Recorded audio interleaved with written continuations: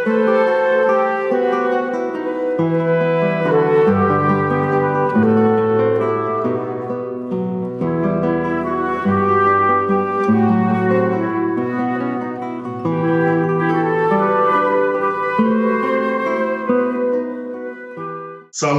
Tuhan bersama kita, semoga hari ini kita semua dalam keadaan sehat walafiat.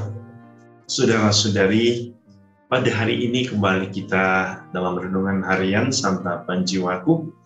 Kita akan merenungkan firman Tuhan yang akan kita dengar dari Injil Matius bab 12 ayat 38 sampai 42.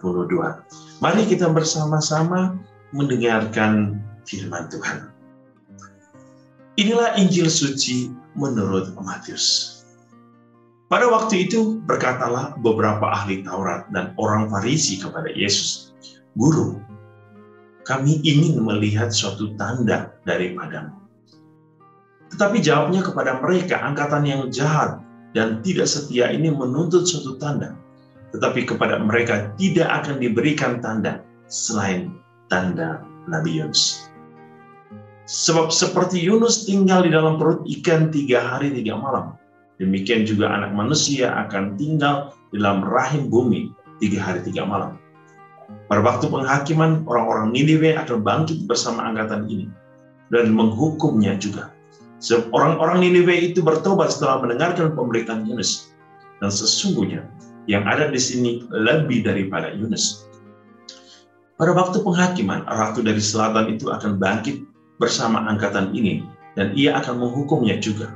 Sebab ratu ini datang dari ujung bumi untuk mendengarkan hikmat Salomo, dan sesungguhnya yang ada di sini lebih daripada Salomo." Demikianlah sabda Tuhan. Terpujilah Kristus. Saudara-saudari yang dikasihi Tuhan, kalau kita pernah membaca dan mendengar kisah Nabi Yunus, itu sangat menarik bahwa Nabi Yunus dipanggil Tuhan untuk mewartakan tentang pertobatan. Ya, Nabi Yunus diutus oleh Allah kepada orang-orang Niniwe berbicara tentang pertobatan. Dan kita tahu bahwa orang-orang Niniwe bertobat setelah mendengarkan pemberitaan Yunus. Ini menarik bahwa Yesus datang ke dunia juga membawa kabar sukacita. Dan kabar itu adalah kabar pertobatan. Dan bagaimana cara Allah mewartakan pertobatan? Dengan begitu banyak cara. Bukan hanya melalui pengampunan dosa, tetapi dengan penyembuhan, dengan mujizat, dengan kebangkitan orang mati. Dan begitu banyak cara Yesus. Sesungguhnya cara-cara itu sesuatu harus menggugah umat manusia. Dan tadi istimewa menggugah orang-orang yang di sekitar Yesus itu. Ahli Taurat, orang-orang Farisi, yang sesungguhnya mereka adalah orang yang taat dan hukum Taurat. Tetapi apa yang terjadi? Begitu banyak hal yang telah dilakukan oleh Yesus sebagai tanda, ya, sebagai sign sesungguhnya, untuk mengingatkan para ahli Taurat dan orang-orang Farisi bahwa dia adalah sungguh Allah yang datang dalam hidup manusia, yang membawa sukacita. Tapi ternyata mereka tidak peduli, mereka menutup mata dan hati mereka kepada Allah yang hadir dalam diri Yesus, yang sudah begitu banyak melakukan hal-hal yang luar biasa, hal-hal yang mengagumkan. Lalu sekarang kita mendengar mereka mau menuntut suatu tanda. Padahal tanda itu sudah muncul, yaitu Kristus sendiri, Tuhan sendiri. Tetapi mereka menolak. Saudara-saudari, bagaimana dengan kita? Kita sering mendengarkan pewartaan Tuhan, baik di rumah kita, di komunitas kita, di lingkungan kita, ataupun di kelompok doa, persekutuan doa, KRK,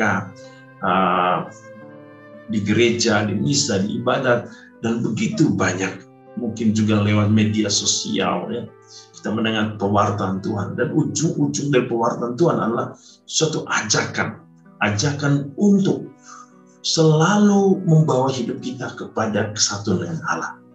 Dan dalam kesatuan itu yang dituntut adalah hidup yang damai bersama Allah melalui satu perubahan hidup yang kita sebut dengan pertobatan.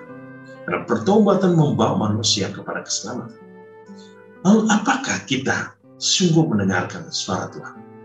Sungguh mendengarkan firman Tuhan? Atau kita masih ragu? Kita masih khawatir dan cemas? Kita masih bimbang? Masih tidak percaya? Kalau kita mempunyai sikap ini, berarti sikap para ahli Taurat dan orang Farisi yang menjadi bagian hidup kita. Tetapi murid Tuhan harus mempunyai sikap yang berbeda. Murid Tuhan harus mempunyai suatu sikap untuk merespon setiap firman Tuhan dan mengarahkan firman Tuhan itu kepada suatu perubahan dalam diri setiap orang.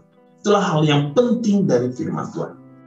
Kita selalu mendengar firman Tuhan adalah pelita hidupku. Bagaimana firman Tuhan itu menjadi pelita kalau kita tidak ingin hidup di dalam terang? Firman Tuhan adalah terang bagi kehidupan kita, yang membawa kita untuk menunjukkan jalan yang benar, jalan kepada surga. Bahkan itu saudara-saudari, marilah dalam hidup kita berusahalah untuk setia mendengarkan sabda Tuhan dan mewujudkannya di dalam hidup kita, teristimewa di dalam semangat perubahan atau pembaharuan diri kita.